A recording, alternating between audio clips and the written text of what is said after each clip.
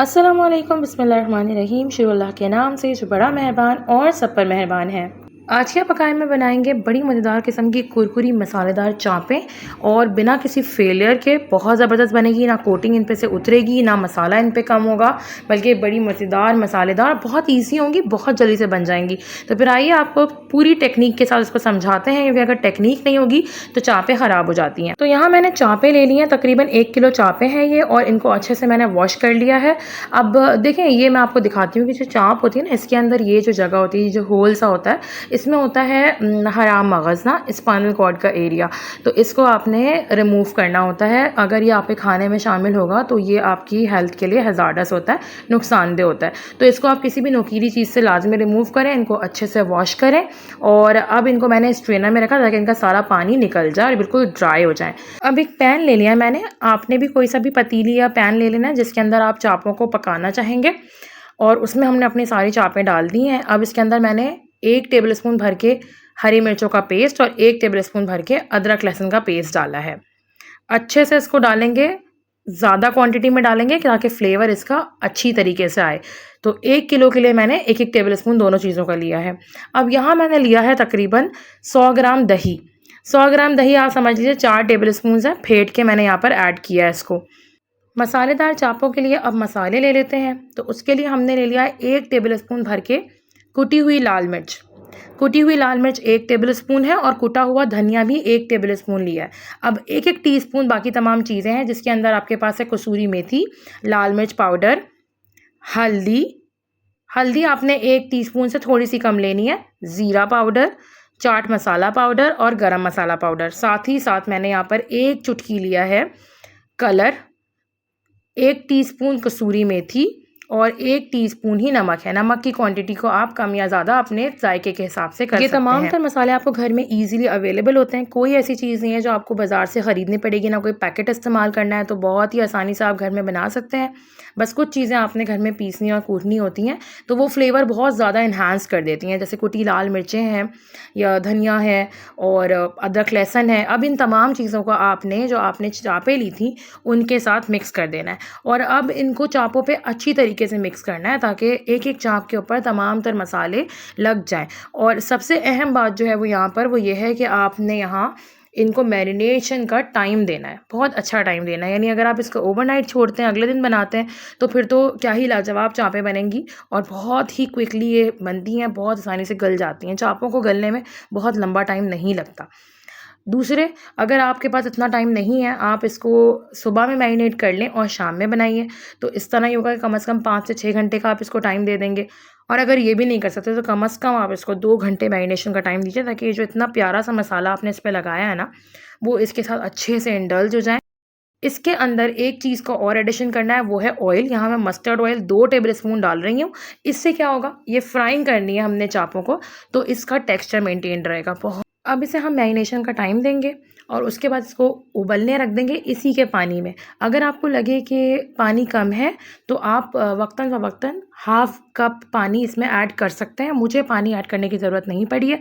देखिए 1 घंटे के अंदर ये माशाल्लाह अल्हम्दुलिल्लाह दही और जो चापों का अपना पानी था उसी में पक गई हैं। अब इन्हें फ्राई करने के लिए इनकी कोटिंग बनाएंगे, जिससे ये बहुत कुरकुरी और करारी बनेंगी। तो उसके लिए हम ले लेंगे यहाँ पर 2 एग्स, 2 अंडे लेंगे।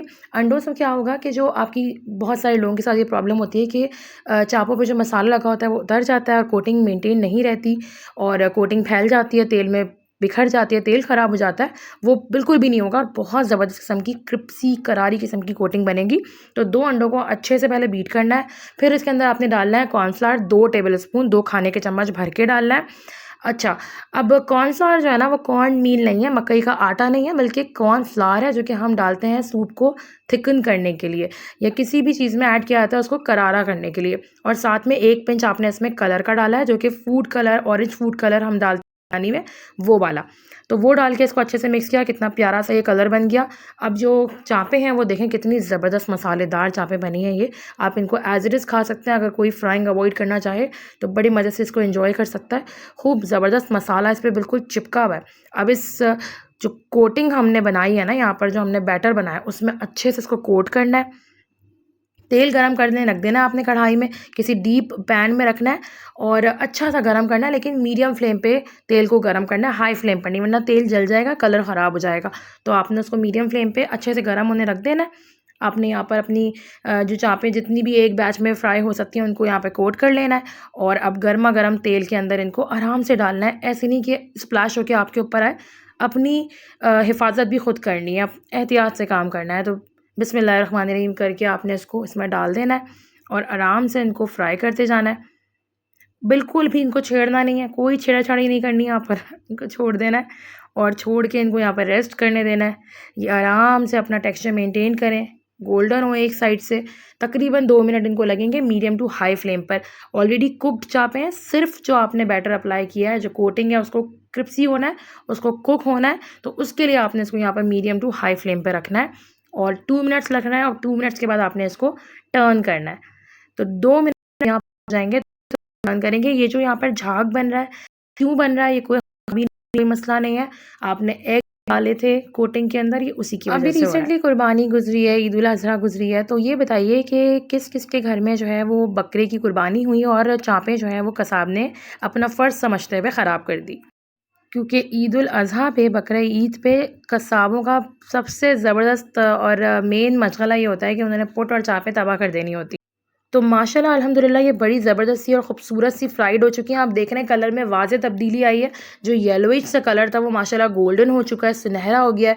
सुनहरा सा यहाँ हमने कर लेना है इसको और बस अब ईज़िली आपने इसको रिमूव कर लेना है। किसी भी स्ट्रेनर में डाल के इसका तेल रिमूव कर लीजिए ताकि एक्सेस ऑयल आपको ना खाने में आए। देखें कोटिंग अल्हम्दुलिल्लाह इससे पूरी मेंटेन रही है। कोई कोटिंग ऐसा नहीं हुआ कि छूट गई, नहीं रह सकी, ना कोई कोटिंग वेस्ट हुई है। बहुत अच्छी सी इसी के ऊपर लगी रह गई है, बहुत अच्छी कुरकुरी करारी सी ये बन गई हैं और तेल भी आपका ज़्यादा ख़राब नहीं हुआ है। तो बस अब आपने इसको सर्व करना है और हमें दुआ में याद रखना है। चैनल को अगर अभी तक सब्सक्राइब नहीं किया है तो काइंडली अपनी मोहब्बत शो कीजिए, चैनल को सब्सक्राइब कीजिए, वीडियो को लाइक और शेयर कीजिए। आपके सपोर्ट का बहुत बहुत शुक्रिया। वीडियोस को देखते रहिए, रेसिपीज़ को ट्राई कीजिए, अपना फ़ीडबैक हमें देना ज़रूर याद रखिए क्योंकि ये बहुत ज़रूरी है। जज़ाकल्लाह खैर।